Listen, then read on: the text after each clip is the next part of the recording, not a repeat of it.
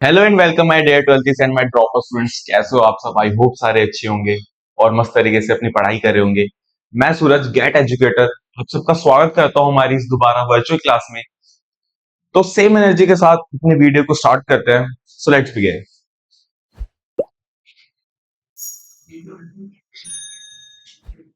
तो बच्चों, जैसे ऑलरेडी मैंने लास्ट क्लास में आपको एक्सप्लेन कर लिया था कि हम नेक्स्ट क्लास में अपने क्वांटिटेटिव एप्टीट्यूड के सिलेबस को कंटिन्यू करेंगे।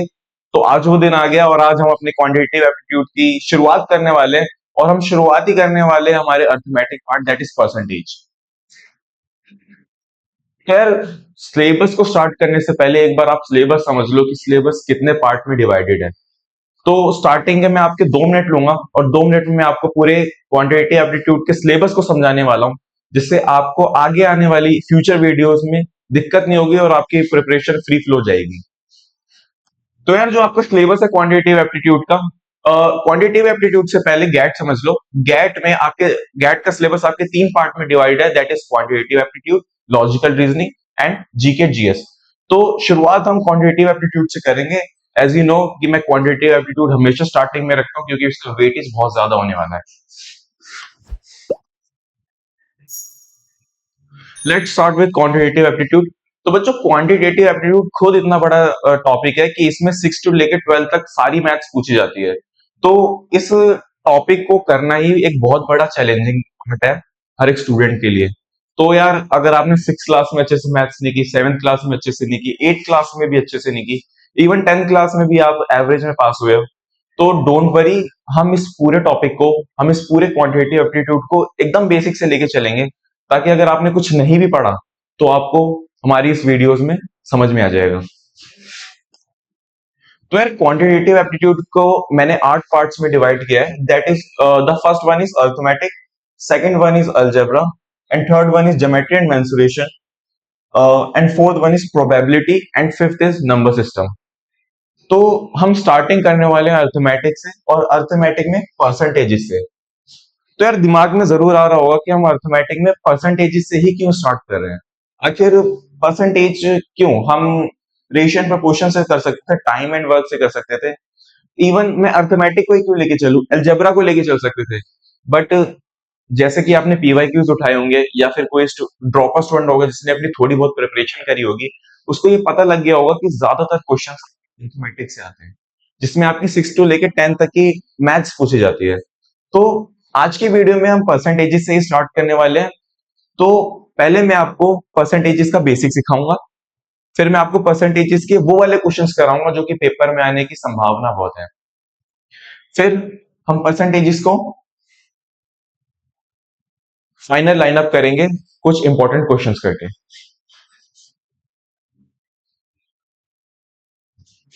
परसेंटेजेस,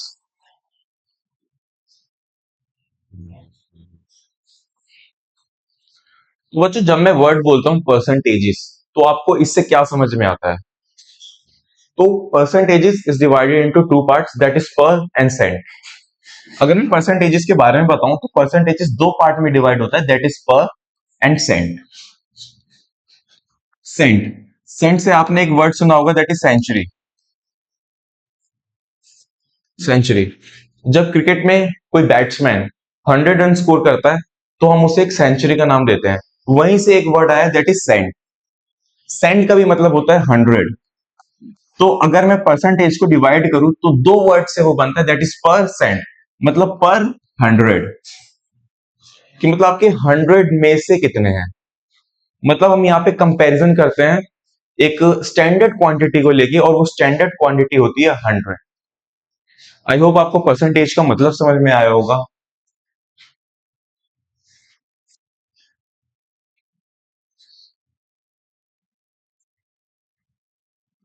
बच्चे, इस टॉपिक में से जो आपके एग्जाम्स में क्वेश्चंस आने वाले हैं, वो सिर्फ इन 4 टॉपिक से आने वाले हैं, दैट इज फ्रैक्शन टू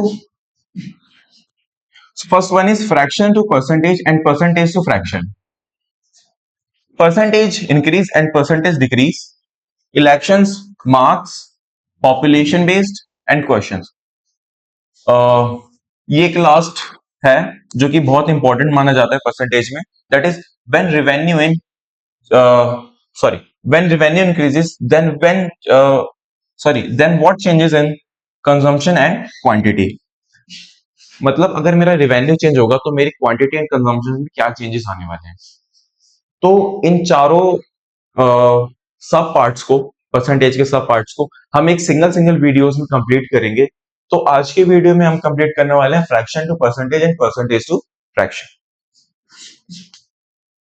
और ये टॉपिक आपका आगे आने वाले हर एक टॉपिक्स का बेसिक होने वाला है, क्योंकि हर एक टॉपिक्स में आपका इसका यूज होगा।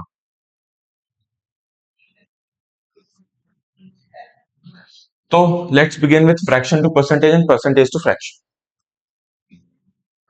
What do you mean by fractions?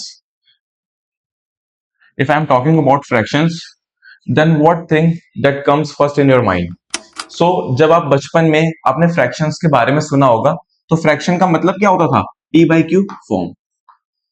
जब आपने स्टार्टिंग में फ्रैक्शन का मतलब समझा होगा तो फ्रैक्शन से आपको यही समझ में आया होगा, that is P by Q form. अब हमें इस P by Q फॉर्म को परसेंटेज में कन्वर्ट करना है। एंड परसेंटेज दिखता कैसा है? some quantity that is any constant that is a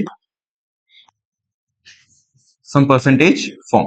तो हमें P by Q फॉर्म को कुछ परसेंटेज फॉर्म में कन्वर्ट करना है।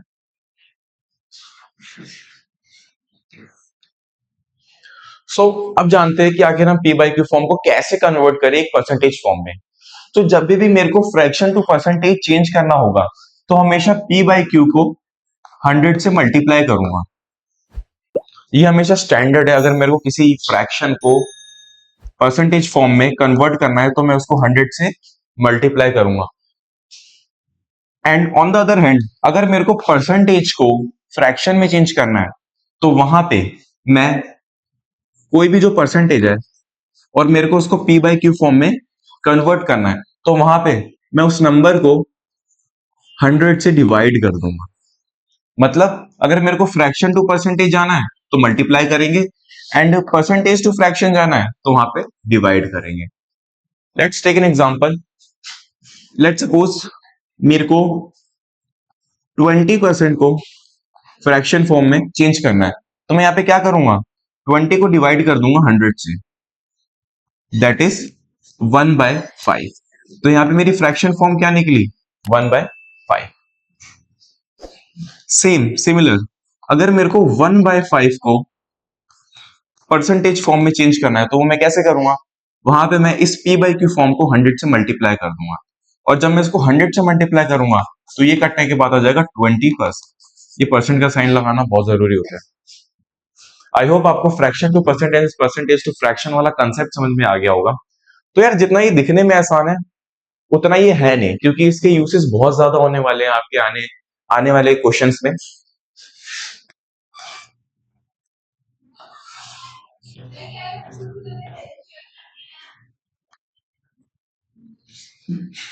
अब इसका मतलब समझते हैं। लेट सपोज मैं एक एग्जांपल लेता हूं। मैंने एक फ्रैक्शन ले लिया दैट इज 1/2। अब मेरे को इसको परसेंटेज में चेंज करना है तो मैं इसको कैसे करूंगा? इसको मैं 100 से मल्टीप्लाई कर दूंगा, that is 50%। Okay, that is 50%। Next example लेते हैं। मेरे को 1/3 को 100 से मल्टीप्लाई करना है, 1/3 को परसेंटेज में चेंज करना है तो मैं इसको कैसे चेंज करूंगा? 1/3 को मैं मल्टीप्लाई कर दूंगा 100 से, that is 33.33%। Let's take another example that is 1/4। अगर मेरे को 1/4 फ्रैक्शन को परसेंटेज में चेंज करना है तो मैं कैसे करूंगा? 1/4 को 100 से मल्टीप्लाई करूंगा, that is 25%। That is 25%। Similarly अगर मेरे को 1/5 को करना है तो 1/5 को 100 से मल्टीप्लाई करूंगा, दैट इज 20%। यहाँ पे मैं एग्जांपल्स ले रहा हूं कि अगर मेरे को फ्रैक्शंस को परसेंटेज में चेंज करना है तो मैं उसको परसेंटेज में चेंज कैसे करूंगा। ये भी मैंने यहाँ पे एग्जांपल्स ली। ओके, तो यहाँ पे कुछ फ्रैक्शन टू परसेंटेज फॉर्म्स होती है जिसको हमें थोड़ा रिवाइज करना होता है ताकि हम इसको डायरेक्टली क्वेश्चंस में यूज कर पाए। जैसे कि अगर मैं आपको बताऊं, some percentage, some direct fraction to percentage form, हमें इन फॉर्म्स को याद करना होता है, क्योंकि ये सारी फॉर्म्स आपको हर एक बार क्वेश्चंस में पूछी जाएगी। क्योंकि ये सारी फॉर्म्स आपको हर बार क्वेश्चंस में पूछी जाएगी। ये देखो, 1/2 इज इक्वल्स टू 50% होता है। अगर मैं कभी फ्रैक्शन आपके सामने रखूं दैट इज 1/2, तो हमेशा इक्वल होगा 50% के। नेक्स्ट वन इज, अगर मैं आपके सामने कोई फ्रैक्शन रखूं दैट इज 1/3, तो हमेशा वो इक्वल रहेगा 33.33% के इक्वल रहेगा। और कभी मैं आपके सामने फ्रैक्शन रखूं दैट इज 1/4, तो हमेशा इक्वल रहेगा 25% के। लेकिन एक्चुअल में ये 33.33% कैसे बन रहा है, 50% कैसे बन रहा है, 25% कैसे बन रहा है, बच्चों को इसको लेके बहुत कंफ्यूजन होती है। तो इस चीज को मैं आपको साइड में थोड़ा सॉल्व करके दिखाता हूँ, और मैं आपको बताता हूँ कि आखिर ये ऐसा होता क्यों है। या इसी साइड देख लो, छोटा सा ही है। देखो, आपके सामने हम कंपैरिजन किससे कर रहे हैं, 100 से कर रहे हैं। मैंने यहाँ पे फ्रैक्शन क्या रखी है, 1/3। क्या फ्रैक्शन रखी है, 1/3, मतलब 3 में से एक। अब इसी चीज को मेरे को 100 में कंपेयर करना है, तो कैसे करेंगे, पहले तो हम 100 को 3 पार्ट में डिवाइड करेंगे। और अगर 100 को मैं 3 इक्वल पार्ट्स में डिवाइड करूंगा तो एक पार्ट आता है 33.33%। तो यही तो हो गया, 33.33%, 33.33%। और यहाँ पे हम फ्रैक्शन क्या बना रहे हैं, 3/1। तो तीनों पार्ट्स हो गए ये, जो कि इक्वल हो जाता है 100 के, और एक पार्ट हो गया 33.33%। इसी वजह से इसका आंसर आता है 33.33%। आई होप आपको समझ में आ गया होगा कि हम कैसे फ्रैक्शन फॉर्म्स को परसेंटेज में चेंज करते हैं। Let's take another example that is 1/4। तो 1/4 में हम क्या कर रहे हैं, 1/4 में, तो इसमें हम 100 को 4 पार्ट में डिवाइड कर दे रहे हैं, और हर एक पार्ट 25% के बराबर आ रहा है। इसीलिए हमारा एक पार्ट 25% कहलाता है। आई होप आपको फ्रैक्शन टू परसेंटेज समझ में आया होगा। तो ये कुछ जनरल वैल्यूज है, इसका आप स्क्रीनशॉट ले लेना, या फिर इसको अपनी कॉपीज में लिख लेना, क्योंकि ये कभी भी दिमाग से निकल जाती है, और इसका यूज हर एक टॉपिक में होने वाला है। मैं इसको आपको दोबारा बोल रहा हूं।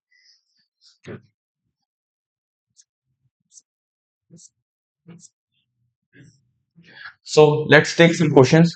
लेट्स सपोज मैंने 1/3 तो करना सिखा दिया आपको, सॉरी, मैंने आपको 1/3 करना सिखा दिया, दैट इज 33.33%। लेकिन वही मैं अगर आपको बोलूं 2/3, क्या बोलूं, 2/3, तो इसकी परसेंटेज फॉर्म क्या होगी।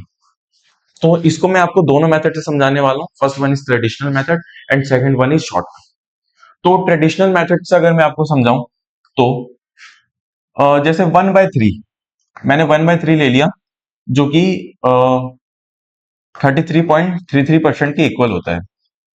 तो अगर मैं इधर 2 मल्टीप्लाई करूंगा तो इधर भी मेरे को 2 मल्टीप्लाई करना पड़ेगा, और अगर मैं इधर 2 मल्टीप्लाई करता हूं तो ये बन जाता है 2/3, और अगर मैं 2 इधर मल्टीप्लाई करता हूं तो ये बन जाता है 66.66%। तो आप डायरेक्टली एलएचएस और आरएचएस में नंबर मल्टीप्लाई करके भी वैल्यूज को निकाल सकते हैं। तो 2/3 की क्या वैल्यू बनी, 66.66%। सिमिलरली हम 3/4 भी निकाल सकते हैं। 3/4 के लिए पहले हमें 1/4 की वैल्यू पता होनी चाहिए, और 1/4 की वैल्यू होती है 25%।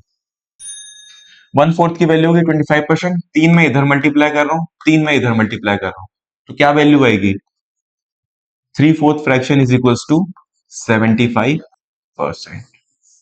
सिमिलरली आप इन दोनों क्वेश्चंस के साथ भी टैकल कर सकते हैं with the same strategy. Fraction form में बस इतना ही था। फ्रैक्शन फॉर्म्स को आगे कंटिन्यू करेंगे इन अदर क्वेश्चंस, जो कि हमारी नेक्स्ट वीडियो में कवर होने वाला है।